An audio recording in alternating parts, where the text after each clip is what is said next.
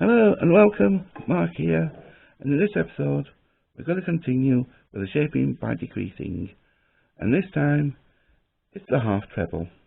Yay, the half treble. And a half treble is a strange sort of stitch, a bit like a hybrid.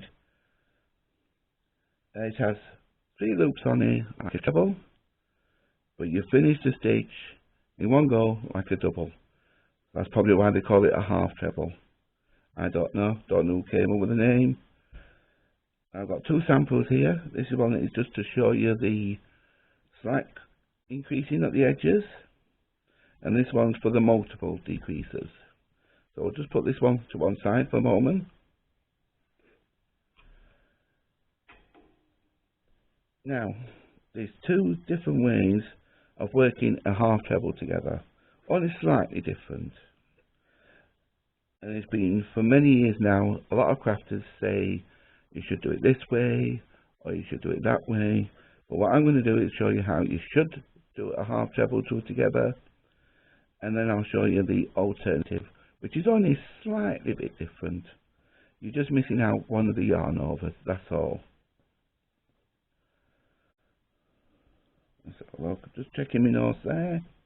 And then of course we'll end the video with the multiple decreasing for shaping such as 4 round shoulder seams or things like that, for the multiple decreases.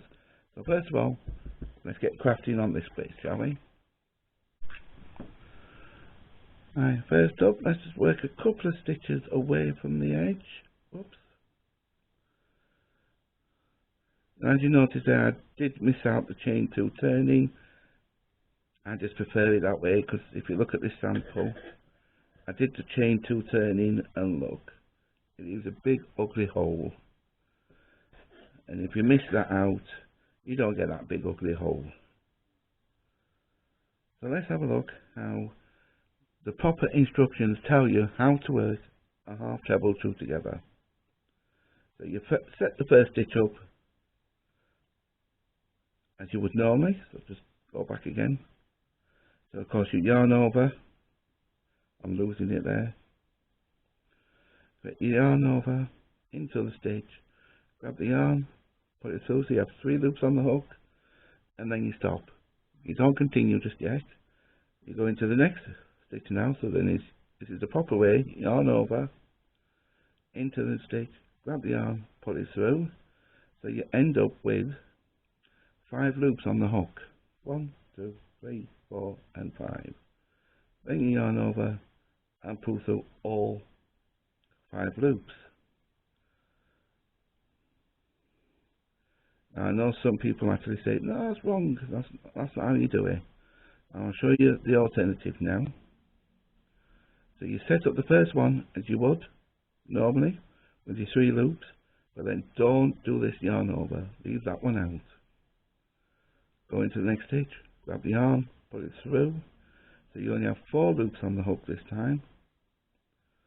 Yarn over and pull through.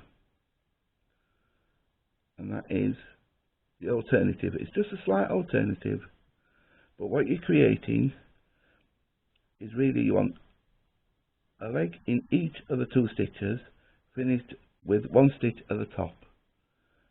And they don't look any different really, apart from this stitch with the 5 loops can feel a little bit thicker, a little bit more bulkier, where the other alternative version is thinner. So just show you the alternative again, just in case. What I say is the proper way. So you get your loops ready, yarn over, into the stitch, pull up a loop, so you have 5 loops on your hook, yarn over and pull through all 5 loops. Nearly to the end of the row here. So we'll just do the alternative again, the slight different one, remember. Get the first one set up, don't do the second yarn over. Just pop into the next stitch, pull up a loop, and then go through all 4. And that's your alternative.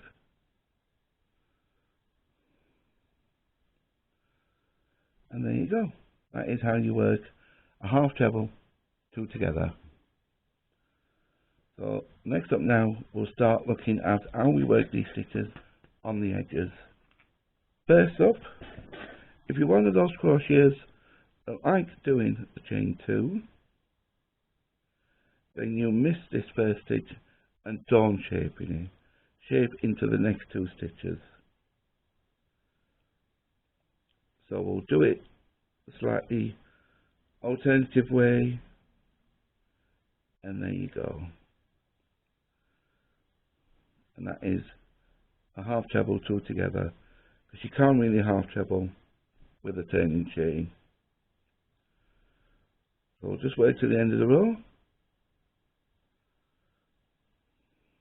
We're almost there, and I did say to the end of the row, but you want to work it until you have 2 stitches left. You've got 1 there and 1 there. So and this one you can work right to the edge. And then this one we'll do it as a full half treble, 2 together. And there you go. That's how you make your half trebles at the start and at the end of the row. Now let's have a look at working a decrease without the chain 2 turning. You would still need to do a turning chain, but you only need to do a 1 chain. Then we work the half treble into the first stitch, but remember, stop, don't complete it. Then we'll do a full one again into the next stitch. So you have 5 loops, yarn over and pull through. And that is how you do it, by eliminating the turning chain there. You still have a turning chain, but it's only a single turning chain, so it doesn't count. So that's why you work straight into that first stitch. So we'll work to the end of the row again, or should I say near the end of the row.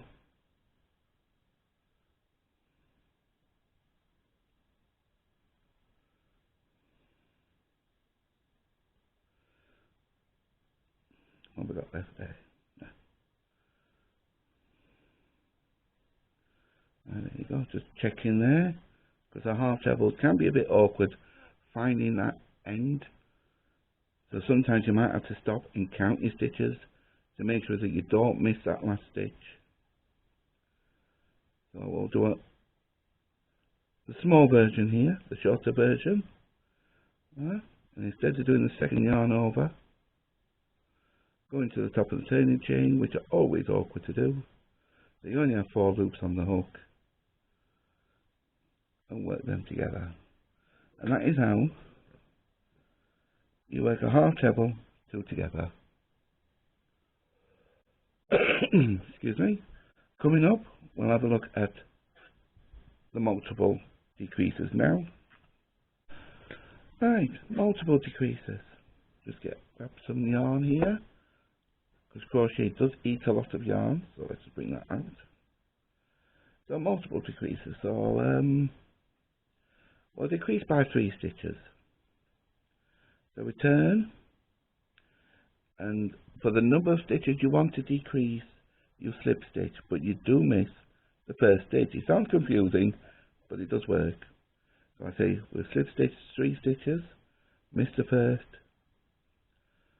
go into the second, 1, 2, and 3. Now you've slip stitched over now, so you're in the 4th stitch, and that's where you work from. There you go, that's just a 3 stitch, and you can do a chain 2 if you wish, and then work your half trebles. So we'll do it that way just to show you.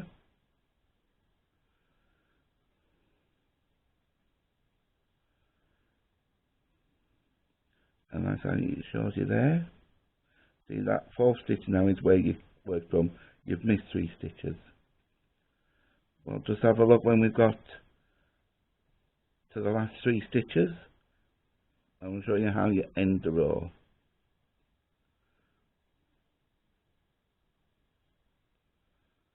Four stitches left. 1, with a chain 2, 1, 2, 3, 4, and 5. So just carry on going. Oops.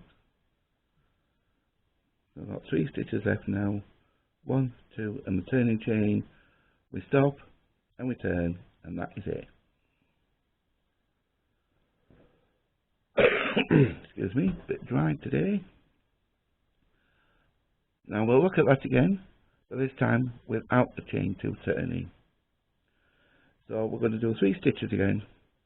So we missed the first one. The reason why we missed the first one, because if we slip stitch into the first one, we would have to slip stitch into 4 stitches, 3 and 4, and it creates a bit of an extra book at the end, where you don't get that extra book there. So that is why we missed this first one, and that is also why we slip stitch the number of stitches that you want to decrease. So we miss, and we go 1, 2, and 3. So we're now in the 4th stitch, ready to continue with the pattern. Yeah, and then in without a turn 2, so we just do 1 turning chain and work the half treble into that first stitch with a turning chain.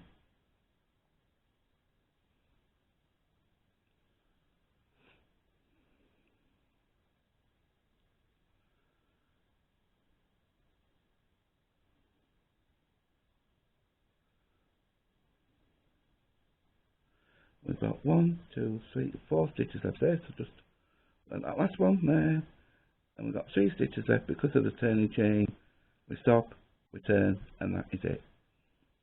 And that is how you work multiple decreasing across a row for shaping, say for the shoulder seams or the top of sleeves, where they want you to do multiple shaping, and that's how you do that. So there you go. That is everything you really need to know about shaping by decreasing with the half treble. And if you enjoyed this video, please give it a thumbs up, and if you haven't, subscribe, and until next time here on Mark Make Stitches, bye.